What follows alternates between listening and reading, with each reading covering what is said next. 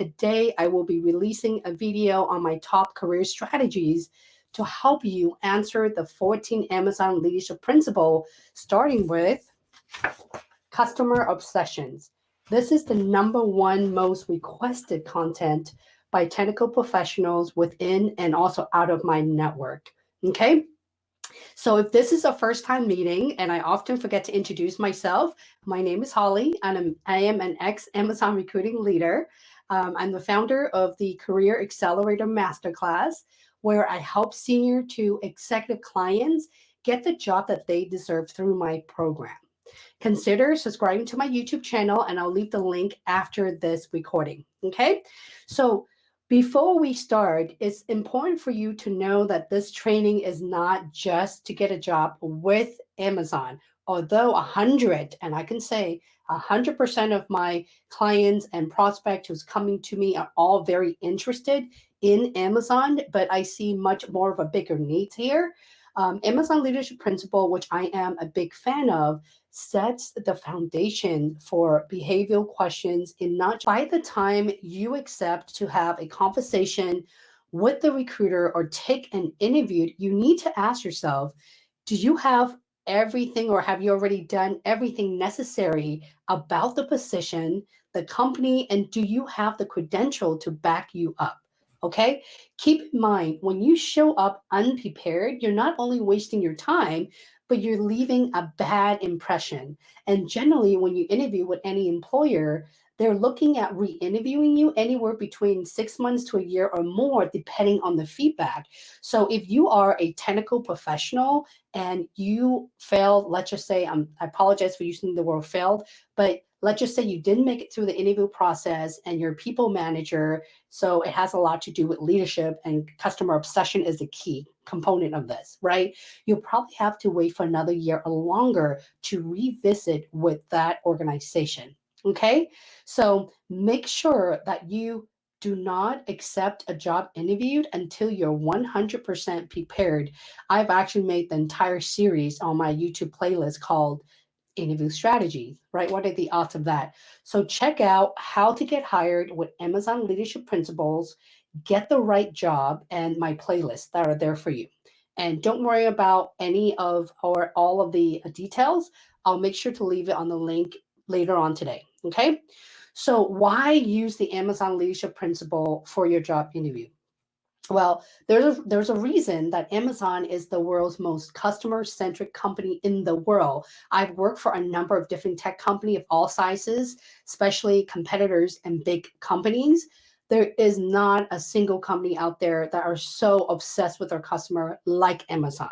Yes, I can say that with a lot of confidence after being there for nearly 6 years. Okay, so why are they the number one most innovative company? Is because of the fundamental that Jeff Bezos and his leadership team has built. The customer obsession philosophy is to have their leaders start with the customers and work backward, and that's genius. By doing so, you're able to dive deep and understand what what the customer's needs and wants are. And oftentimes, the customers don't know what they need. So it is really the employee's job to really dive deep in peeling the different layers of what needs to be improved or what is breaking. Even if nothing is breaking, how do you make it better, faster, cheaper for the customer? So as you're preparing for your job interview, specifically for Amazon or tech companies, you need to really pause and don't just write out your answer on prepping yourself. And I talked a lot about this on my YouTube channel. You have to really think about and look at the company that you're interviewing for. What size is the company? What is the scope? Do you understand the environment? And are you relatable? Okay. And do you have the right skills that are relevant to your new job? And that is so important for you, professionals. Okay. So in order for you to ace customer-centric interview questions, you need to do a few things. Okay. So Glassdoor, Google, and LinkedIn are your friend, primarily Glassdoor.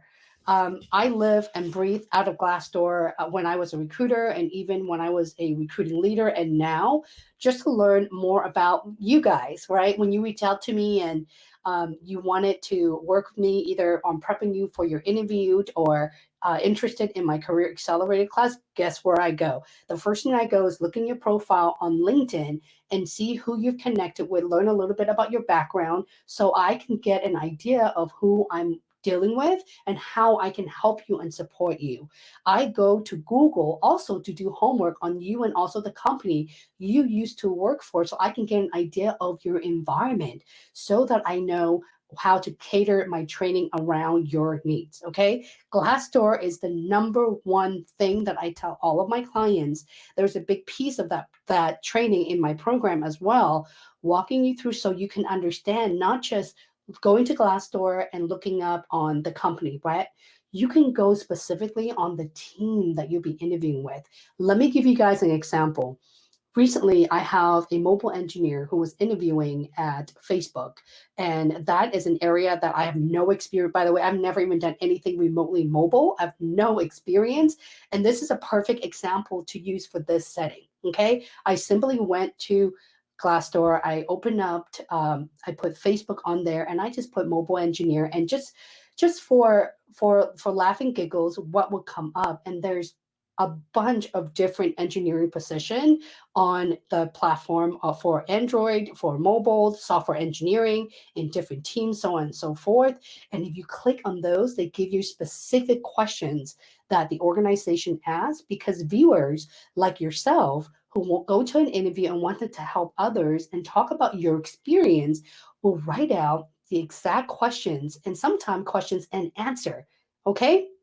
So as you're being really flustered of having job interviewed, reaching out to career coaches like myself, or sitting there waiting for a recruiter to reach out to you, I really want to encourage you to go deeper and look into Glassdoor.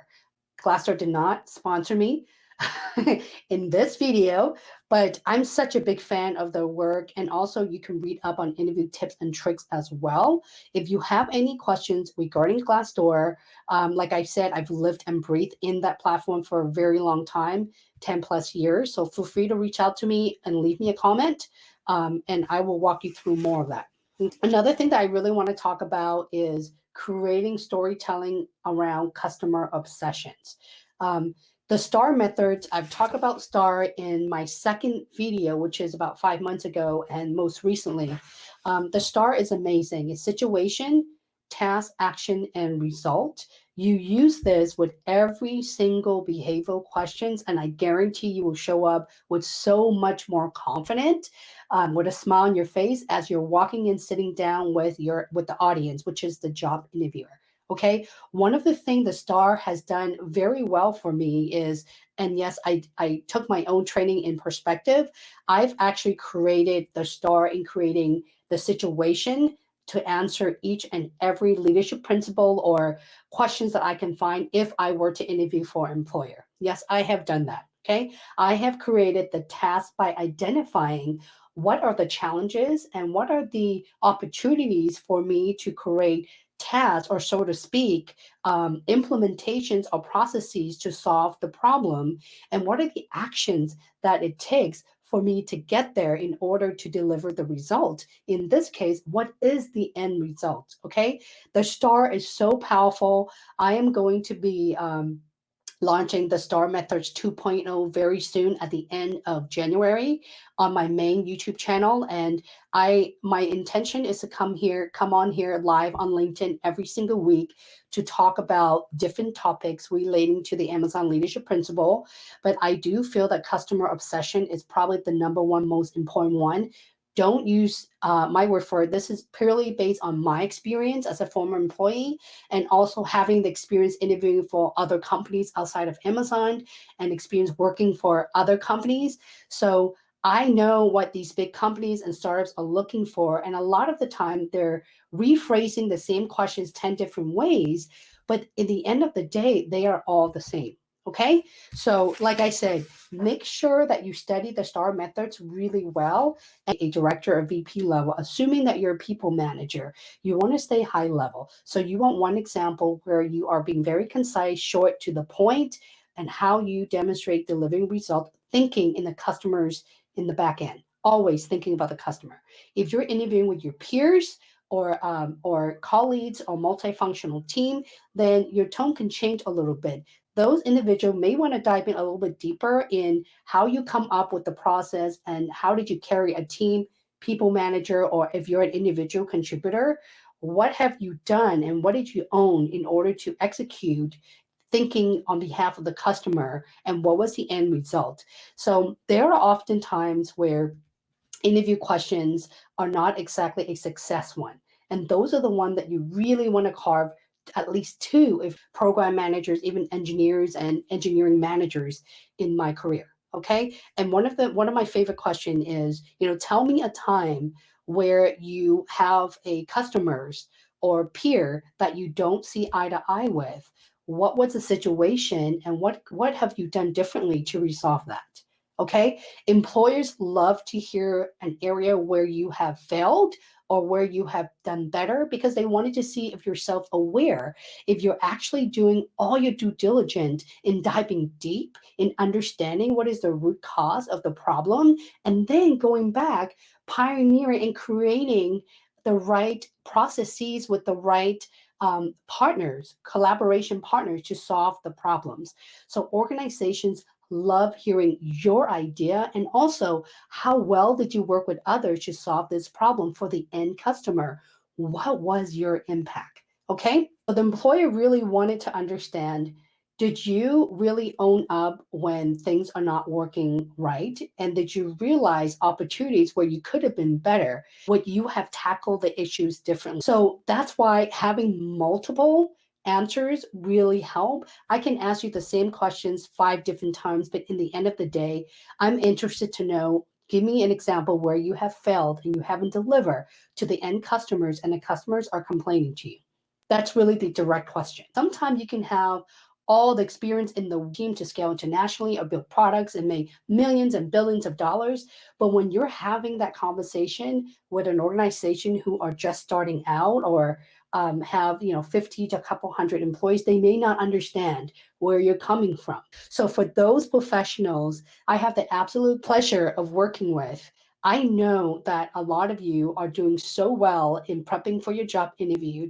I know that we've worked together for a couple of months and you've gotten some great feedback. But the one thing that I would ask for you to do for the senior and executive folks here is continue doing what you're doing. If you're getting recruiter reaching out to you, that means your credential is on par. They're seeing something that they really like. Okay.